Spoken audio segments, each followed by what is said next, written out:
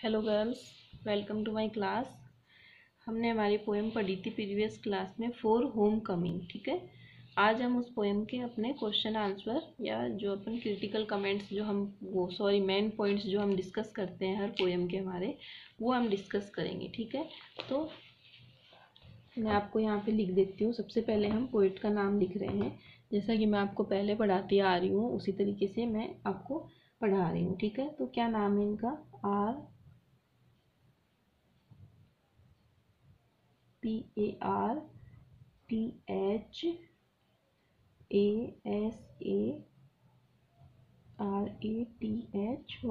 ठीक है, नाम थोड़ा सा बड़ा है तो आप लोग अच्छे से इस नाम को पारसारथी, ठीक है, अच्छे से याद कर लेना आपको। क्या है, हम जैसा कि हम सबसे पहले हम क्या करते हैं, हम जब पढ़ रहे होते हैं हमारे पोएट के बारे में, तो हम सबसे पहले पढ़ते हैं इंट्रोडक्शन। ठीक है, तो introduction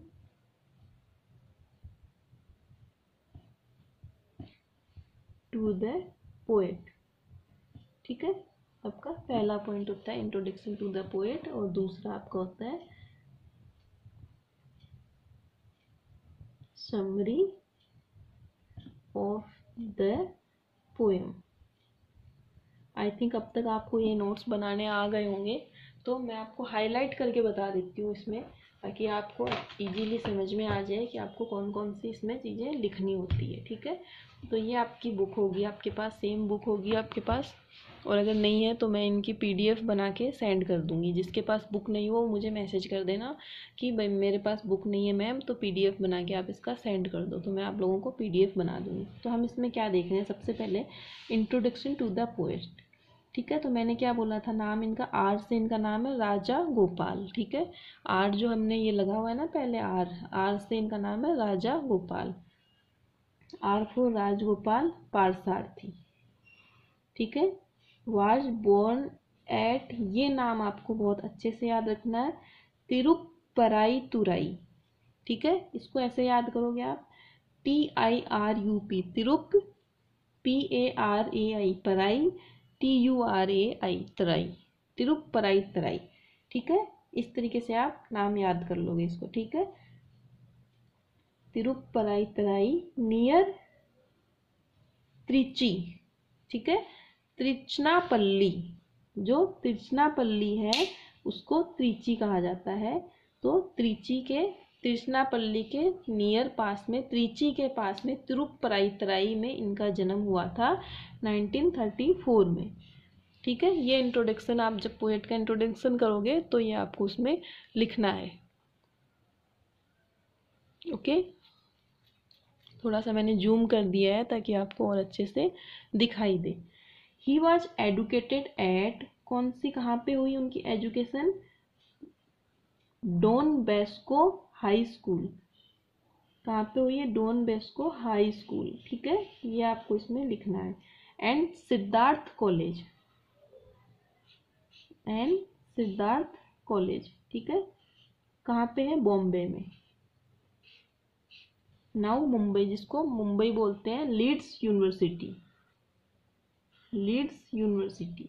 eight Leeds he was a British counselling scholar in 1963 to 1964। ये भी लिख सकते हो कि उस टाइम पे ये वहाँ पे ब्रिटिश के काउंसलर रहे थे 1963 से 1964। ठीक है, लीड्स में वे ब्रिटिश काउंसलिंग के छात्रवृत्ति वाले पाने वाले छात्र थे। ठीक है, वहाँ पे उनको छात्रवृत्ति मिली थी। छात्रवृत्ति तो जानते हो ना आप, स्कॉलरशिप जो होती है उसको बोलते हैं। यहाँ तक आप लिख लेना इसमें। ओके, ठीक है, ये कोई ज़रूरी नहीं है। Decade in 1974 he join Oxford University Press as regional editor of Madras now Chennai, then he shift at Delhi in 1978। कोई ज़्यादा ज़रूरी नहीं है ये, बस इतना सा आपको ज़्यादा मोस्ट है, ये आपको ध्यान में रखना है। ठीक है, इनके अब वर्क्स देखते हैं हम। ठीक है, वर्क्स बहुत सारे हैं, आपको जो सही लगते हैं, जो याद होने लायक है, वो लिख लो आप इसमें से। Poetry from Leeds, poetry from Leeds. He entitled 20th Century Indian Poets, published by Oxford University। छोड़ दो इसको।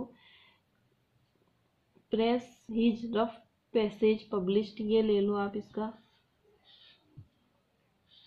1977 was a runner-up for the Commonwealth Poetry Prize of the same year. His poems were published in many posterity journals like encounter, ये ले लो इनका, एक तो हो गया एनकाउंटर, दूसरा इनका लंदन मैगजीन, ये नाम याद भी हो जाएंगे आपको, London magazine, twist, poetry India, poetry India हो गया, और द टाइम्स लिटरेरी सप्लीमेंट, ये छोड़ दो। ही वाज अवार्डेड ऑफ अल्का पोएट्री प्राइज, ये ले सकते हो आप इसका, ये इसका है, इनको जो प्राइज मिला था ये वाला।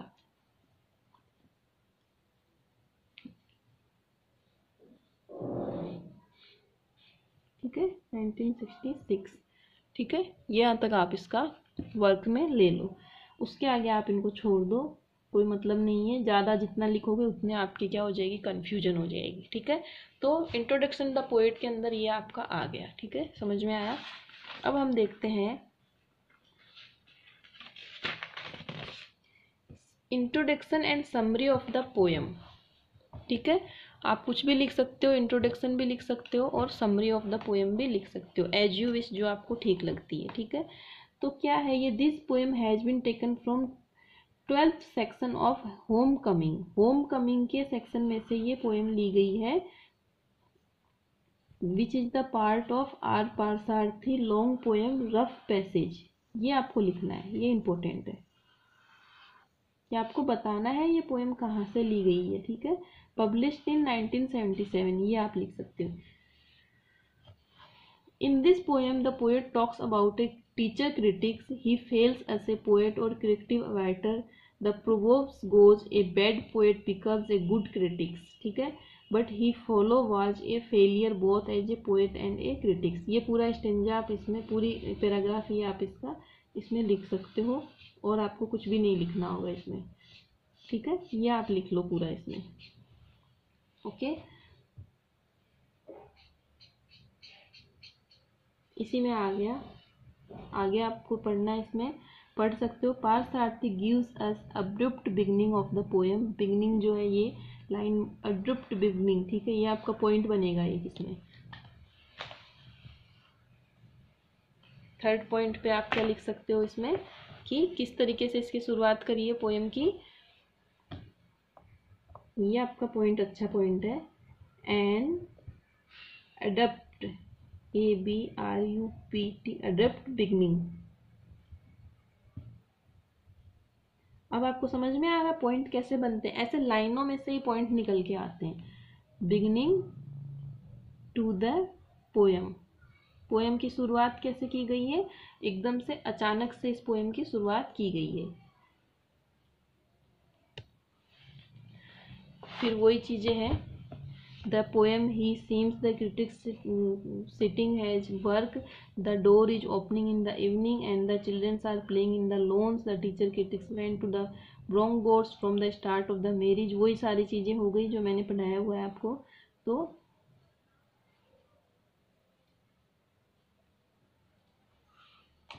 एक लाइन ये आप इसमें यहाँ पे जो नीचे आपको दिखाई दे रही है, तो एक लाइन आप ये यहाँ पे ऐड कर सकते हो इसमें, कि the teacher critics learn his pocket of the bad money.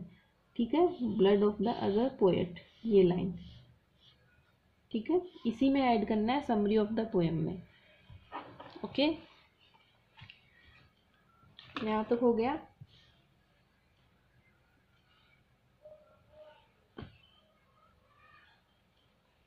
Fourth number में हम देखते हैं इसमें कि क्या पॉइंट अपना बनता है।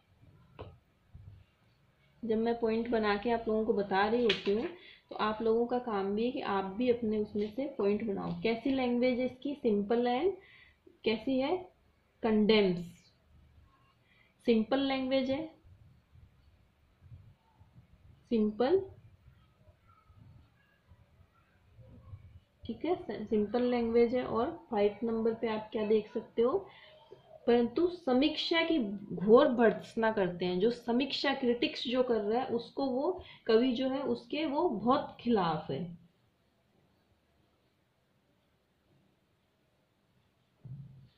तो इसमें हम ये देख सकते हैं कि his reviews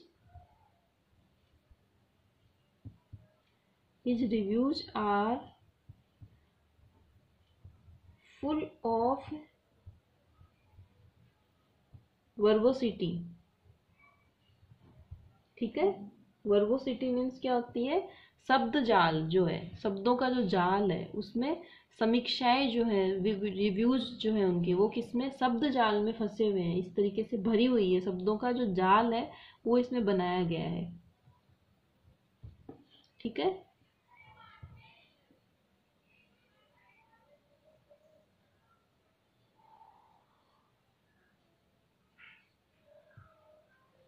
ऐसे लोगों के बारे में क्या कहा गया? Such people such people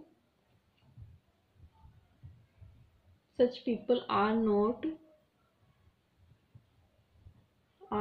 inspired. दूसरों, ऐसे लोग दूसरों को कोई भी प्रेरणा नहीं दे सकते, किसी को इंस्पायर्ड नहीं कर सकते। ऐसे लोग जो होते हैं वो किसी दूसरों को कोई भी ज्ञान नहीं दे सकते। वो जो गलत काम करते हैं वो गलत ही होते हैं और वो गलत का ही साथ देते हैं। तो ऐसे लोग कोई अच्छा ज्ञान किसी को नहीं दे सकते। ठीक है,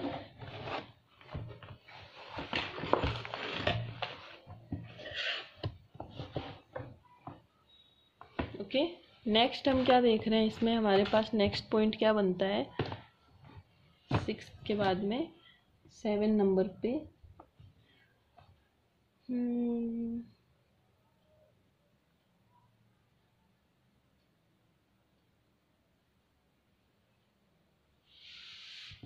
पोएट स्ट्रांगली, पूरी तरीके से क्या करते हैं? इनके विरोध करते हैं। विरोध करना मीन्स क्या होता है? Condemns, CONDEMNS the reviewer. Reviewer इसके लिए है, क्रिटिक्स के लिए। वर्ड यूज में जो लिया गया है वो क्या है? आलोचकों के लिए। कंडेम्स मीन्स निंदा करना, निंदा करना। रिव्यूअर्स मीन्स कौन है? आलोचक। ठीक है, रिव्यू रिव्यू करना, किसी चीज को दोबारा से जो रिव्यू करते हैं उनको रिव्यूअर बोलते हैं। ठीक है, आलोचक जो होते हैं, जैसे जिस व्यक्ति के बारे में, जिन ऐसे लोगों के बारे में ये कहा गया है उनके लिए ये वर्ड यूज में लिया गया है। ठीक है,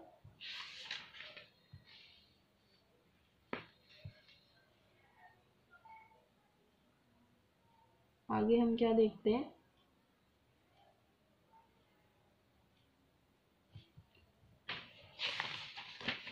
7 के बाद में merits of the poem.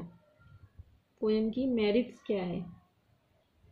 Merits of the poem, ये आपको मिल जाएगा पेज नंबर 230 पे। ठीक है, ये आपको इसमें से मिल जाएगा, यहाँ से मेरिट्स ऑफ द पोएम। फिर जनरल,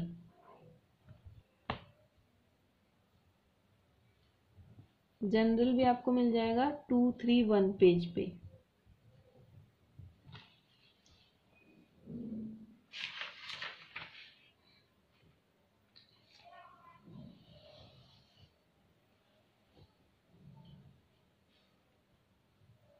आगे हम देखते हैं 10 नंबर पे हम देखते हैं टीचर क्रिटिक। टीचर क्रिटिक किसकी संगत में चला जाता है? बुरे लोगों की। Went to wrong gods. ठीक है, बुरे लोगों का साथ। समझ में आ रहा है? मैं इस तरीके से लिख रही हूँ ताकि आपको इसका लाइन का मतलब समझ में आ जाए और आप इसको एक्सप्लेन कर पाओ लाइन को।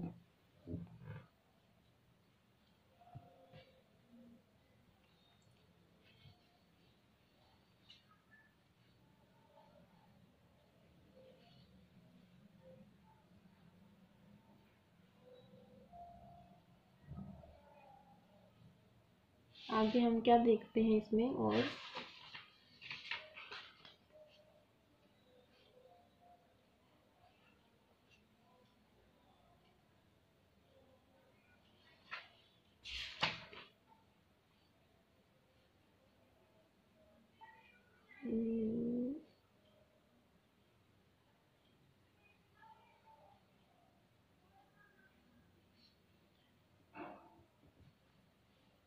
पोएट रिएक्ट, पोएट का जो रिएक्ट है, जवाब देने का तरीका, टू द टीचर क्रिटिक, ठीक है, किस तरीके से वो उनको रिएक्ट करते हैं, एकदम से भड़क जाते हैं कवि जो है वो, ठीक है। एक उन्होंने बोला है पोएट किस नाम से बुलाते हैं वो उनको, इस तरीके के लोगों को, आपने पढ़ा है, बताओ। Calling him, poet calling him the son of bitch, son of ए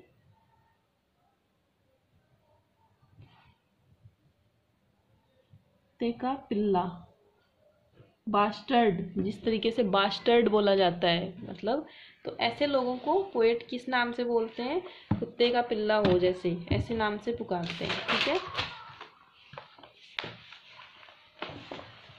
आगे हम देखते हैं क्या पॉइंट हमारे,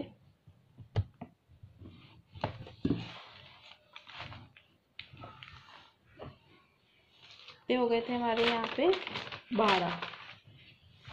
13 में हम देख रहे हैं क्या हो सकता है आपके पास में, और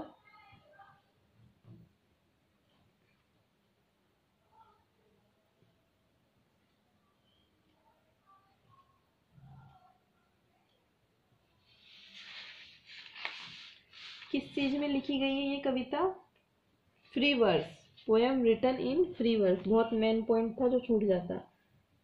the poem is written in free verse, free verse means मुक्त काव्य, फ्री वर्स में लिखी गई है ये, इसमें कोई राइम नहीं है, नो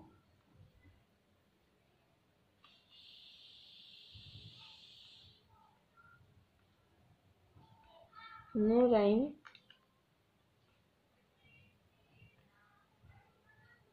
स्कीम। एक आप एक्सप्लेन कर सकते हो लास्ट में, इसमें दो नाम जो दिए गए हैं, HELLESPONT, हेलेस्पोंट और जावा, ठीक है, इनको आप एक्सप्लेन कर सकते हो इसके अंदर, ठीक है। तो इस तरीके से आपके पास ये कुछ पॉइंट्स आ गए हैं, इन पॉइंट्स के द्वारा आपको एक बार मैं फिर से समझा देती हूँ आपको, ताकि आपको एक्सप्लेनेशन में प्रॉब्लम ना आए। तो क्या है, सबसे पहले आपको मैंने बताया है कि क्या करना है, आपको इंट्रोडक्शन करना है, किसका, पोएट का इंट्रोडक्शन, ठीक है, जो मैं आपको बता चुकी हूँ, बुक में आपको हाईलाइट करके दिखा चुकी हूँ मैं। तो कैसे है ये आपका दिखाया मैंने, पोएट का इंट्रोडक्शन है, ठीक है। उसके बाद में आपको मैंने ये हाईलाइट करा हुआ है, ये आपकी समरी आ जाएगी, ठीक है। समरी के बाद में adopt beginning of the poem, poem की शुरुआत किस तरीके से की गई, एकदम अचानक से इसकी शुरुआत की गई है, तो आप कैसे लिखोगे, इन this poem the poet poem beginning the poet of the adopt beginning, इस तरीके से आपको लिखना है कि कवि ने इस कविता की शुरुआत एकदम से अचानक से की है। और लैंग्वेज इसकी कैसी है, सिंपल है, साधारण लैंग्वेज है, कोई तोड़ी फोड़ी हुई कोई लिटरेरी लैंग्वेज इसकी है नहीं, बिल्कुल सिंपल सोवर लैंग्वेज आपने पढ़ी है, आपको समझ में आई है अच्छे से। ही रिव्यूज आर फुल ऑफ वर्बोसिटी, ठीक है, उनके जो विचार है, रिव्यूज मीन्स विचार, पूरी तरीके से शब्दों के जाल में भरे हुए हैं। किसके विचार, हिज रिव्यूज, यहाँ पे किसके, हिज वर्ड किसके लिए है, टीचर क्रिटिक्स के लिए ये वर्ड, ठीक है, जिसके बारे में हम बात कर रहे हैं उन लोगों के बारे में ये वर्ड, ठीक है, समझ में आया। और क्या है, सच people are not inspired begin, इस तरीके के लोग किसी को भी इंस्पायर नहीं कर सकते, अपने जीवन में किसी को कुछ ज्ञान नहीं दे सकते, कुछ समझा नहीं सकते, उनको आगे बढ़ने में मदद नहीं कर सकते। ठीक है। पोएट स्ट्रांगली कंडेम्स, बहुत बुरी तरीके से, कवि जो है बहुत बुरी तरीके से ऐसे आलोचकों की निंदा करते हैं, उनको ऐसे लोग बहुत ही गंदे लगते हैं, बहुत ही बुरे लगते हैं। ठीक है। मेरिट्स ऑफ द पोएम मैंने बताया आपको, पेज नंबर 230 पे आप देखोगे आपको मिल जाएगा। और जनरल उसी के जस्ट आगे आपको जनरल मिल जाएगा। Teacher critics went to wrong gods, ऐसे लोग बुरे लोगों की संगत के कारण उनकी बुद्धि भ्रष्ट हो चुकी होती है और वो गलत ही काम करने में इंटरेस्ट लेने लग जाते हैं। ठीक है। Poet react to the teacher critics, react means होता है हिंदी में उसको क्या बोलते हैं, अपन जैसे बोलते हैं ना रिएक्ट करना, मीन्स कि सॉरी मेरे को हिंदी वर्ड याद नहीं आ रहा है इसका, आप लोग समझ गए होंगे मैं क्या कहना चाह रही हूँ। जवाब देना एक तरीके से, जैसे हम किसी को छेड़ देते हैं या हम किसी को कुछ बोल देते हैं तो एकदम से क्या करता है, एकदम से उत्तेजित हो जाते हैं वो लोग। ठीक है। तो वो क्या होते हैं, उनको रिएक्ट हो जाते हैं, वो रिएक्ट करते हैं, कोई भी चीज़ का रिएक्शन जिसको बोलते हैं, तो वो चीज़ है यहाँ पे। ठीक है। समझ में आ रहा है यहाँ पे मैंने क्या लिख दिया है, जवाब देना। ठीक है। Poet calling him to son of the bitch, bitch means कुत्ते का बच्चा जो होता है, इस तरीके से बास्टर्ड, BASTRED, बास्टर्ड एक तरीके से गाली होती है ये। ठीक है। तो पोएट ऐसे लोगों को गाली देना चाहते हैं, उनका मन करता है कि मैं ऐसे लोगों को गाली दूं, उनको मतलब सबक सिखाऊं एक तरीके से। आगे है the poem is written in a free verse, free verse मैं आपको बता चुकी हूँ, बार बार ये वर्ड आ रहा है, अगर आपको अभी भी नहीं समझ में आया तो आप मेरे से पूछ लेना, मैं आपको लिखवा दूंगी। कल मैं एक काम करती हूँ, सबसे पहले आप लोगों को फ्री वर्स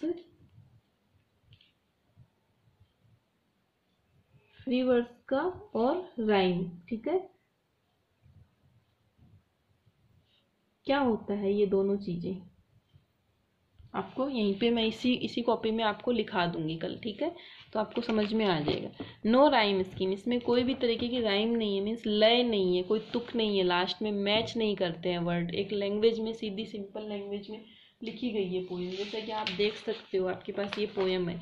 तो ठीक है, कोई भी इसमें राइम मिल रही है आपको, हर के बाद में वर्स है, कॉन्फ्रेंस है, टेकन है, टेलेंट है, इजी है, नथिंग है, सिंपली है, हिम है, आस्क है, पोएट है, बिच है, कोई भी वर्ड आपका मैच नहीं कर रहा, पोएट्स है, ब्लड है, पेपर है, अलग अलग है, इसका मतलब क्या है, इसमें कोई भी राइम नहीं है। और लैंग्वेज सिंपल है, आप पढ़ रहे हो तो आपको समझ में आ रहा है बिल्कुल अच्छे से। ठीक है। जैसे कि हिम आई सॉ हिम, जैसे कि आपको समझ में आ रहा है। सिटिंग ऑन हिज डेस्क, अपनी बेंच पे वो बैठा हुआ है, बच्चे दरवाज़ा खुला हुआ है, इवनिंग का टाइम है, बच्चे लोन में खेल रहे हैं, तो इससे हमें क्या पता चल रहा है कि लैंग्वेज वो सिंपल है और अच्छी तरीके से समझाई हुई है।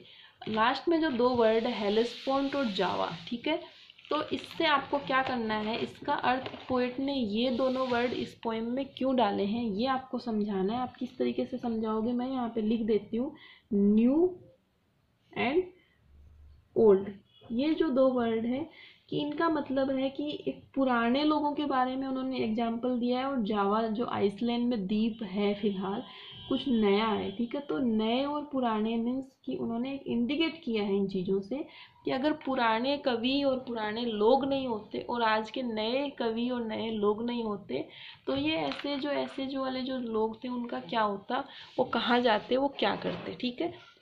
तो आप लोगों को ये अच्छे से समझ में आ गई होगी पोएम, और इसके मेन पॉइंट्स भी आई थिंक मेरे हिसाब से आप लोगों को बहुत अच्छे से क्लियर हो गया होगा। ठीक है। पहले ये पोएम मैंने आपको जो पॉइंट्स करवाए हैं ये आपने सारे देख लिए हैं। तो अभी तक आपके कितने पोएम हो गई हैं, पहले आपके कालिदास, ठीक है, ये सारे पॉइंट्स है, मैं फ़ोटो क्लिक करके भेजती हूँ आज आपको ये। फिर है आपका ये भवभूति, ये सारे पॉइंट्स आपके पास, आप इन पॉइंट्स को रटोगे तो आपको याद नहीं होंगे, इसलिए मैं बार बार कह रही हूँ आपको इनको समझ लो और बनाना सीख लो। ये उसके बाद में भरथरी के हो गए। ठीक है, ये भरथरी के सारे पॉइंट्स हैं। इसके बाद में सैयद अमानुद्दीन, ठीक है, don't call me Indo Anglican, ये हो गया। और उसके बाद में आज हमने पढ़ा आर पारसारथी। ठीक है, इसकी पोएम का नाम मैं लिख देती हूँ, फ्रॉम होम कमिंग। से ये ली गई है, ठीक है, फ्रॉम होम कमिंग, ठीक है।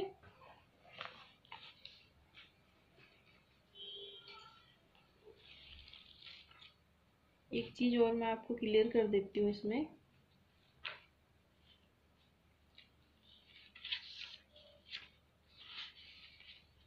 देखो यहाँ पे आप इस चीज को गौर से देखो क्या लिखा हुआ है। This poem has been taken from the 12th section, ठीक है, क्या है, कहाँ से ली गई है ये कविता, होम कमिंग के 12वें खंड से ली गई है, ठीक है। कविता का नाम होम कमिंग नहीं है, होम कमिंग जो एक बड़ी कविता है उसमें खंड है, एक section A, section 2, section 3, section 4, ऐसे करके ये 12वां सेक्शन है, 12th सेक्शन, ये चीज आपको याद रखनी है। Which is a part of our पार्सार्थी लॉन्ग पोएम, उनकी लॉन्ग पोएम कौन सी है, रफ पैसेज का भाग है। समझ में आया क्या बात कही जा रही है, कि एक बड़ी जो उनकी पोएम लिखी गई है, मान लो कि ये एक पूरी पोएम लिखी गई है, ये बुक में पूरी पोएम है, रफ पैसेज का होम कमिंग का 12वां खंड है, ये याद रखना है आपको। क्या याद रखना है कि यहाँ पे लिख देती हूँ इसके साइड में, आपको याद रहे, rough passage ROUGH passage PASSAG passage के लॉन्ग पोएम है, ये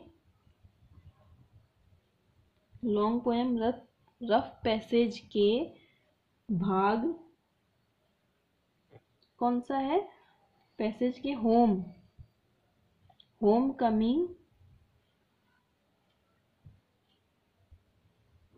कमिंग के 12th सेक्शन का भाग है ये, ठीक है। ये कविता जो है रफ पैसेज के होम कमिंग के 12th सेक्शन का भाग है। समझ में आया आपको, फिर से समझ लो कि एक बड़ी कविता है, मान लो कि 25-30 लाइन की, एक जैसे रामायण होती है, महाभारत होती है, वैसे एक रामायण महाभारत है ये। रफ पैसेज एक रामायण है, उसमें एक होम कमिंग नाम का एक छोटी एक कविता है, कविता के अंदर खंड बने हुए हैं, उस खंड में ये 12वां खंड है, ये याद रखना है आपको बस। इसके अलावा आपको कुछ भी याद नहीं रखना है, कोई भी आपकी कंफ्यूजन नहीं होगा इसमें, ठीक है। तो समझ में आ गया यहाँ तक,